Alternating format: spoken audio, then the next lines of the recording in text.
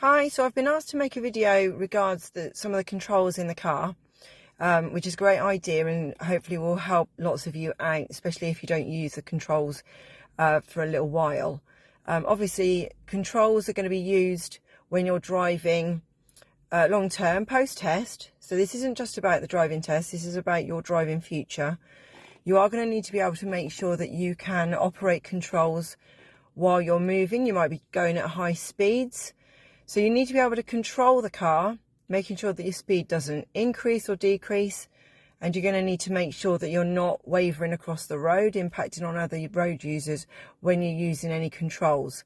The controls that I'm going to go through are the 7 that make up the show me questions that are used in the test. You'll only be asked one, but it'll be one that'll be used while you're on the move. You might be going at a higher speed, again, like I said, but if you can operate these controls while you're on the move, then hopefully you're going to be able to operate any controls such as heating elements, the infotainment system, could be anything that you want to be using. So this is just to help you out for the ones that you used on the test.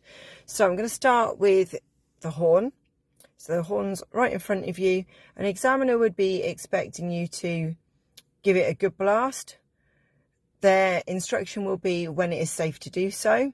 So that's your judgment call as to when it's safe. We need to be considering things such as whether we're on a road where we couldn't control our car easily, if we're trying to do something else at the same time. For example, a bend, managing a roundabout or a hill. And with the horn, the advice I always give everybody is just be mindful of whether you could alert other people unnecessarily. So you need to give consideration to what impact you using the horn would have on any pedestrians. So then I'm going to take you around to the lights. So dipped headlights, again, are the ones that you're going to be using on your test. So I think you can just about see the stem here.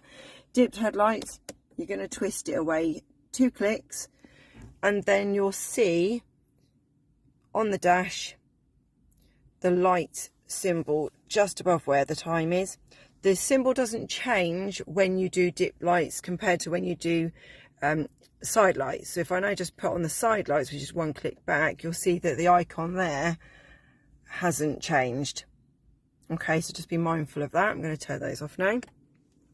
Then over on the heating display, the heating operating system I should call it, you've got the front demister and the rear demister. These are the only ones you'll be asked to operate on the test. You'll only be asked one of the 2, again, when it's safe to do so. But anything to do with your heating on my car is going to be along here somewhere. Aircon's hiding over here. And these are your fans to increase the blast or decrease the blast. And then you've got the dial for operating the heat. You've also got the windows. So with the windows, you'd only be asked to put a side window down.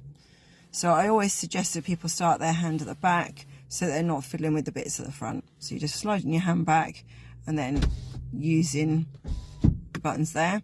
And then the last one that they would ask you to do, 1 out of the 7, is you could be asked to clean the front windscreen. So to clean the front windscreen, you bring the windscreen stem towards you, give it a good squeeze.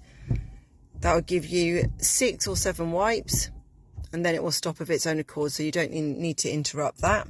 And then if you wish to use the back, if they ask you to use the rear wiper to wash the rear windscreen, you're going to press it away from you. Obviously there are going to be times when you're just using the windscreen wipers without needing to clean the windscreen. So to do that, you drop your dial down 1. That gives you a steady wipe. If you want it faster, another 1. And then back to level with the stem. That takes it back to automatic, so when it senses the rain. And then rear windscreen wipers, you're going to click them away to put them on automatic, and then click them away 1 more to put them on a steady wipe. So hopefully that's helpful. If you've got any questions, if there's anything I've missed out, let me know. And I have added in a couple more that I said I wouldn't add in, but hopefully they'll all be helpful for you. I will be doing a separate video for the under the bonnet questions, so look out for that one. Okay, thanks, bye.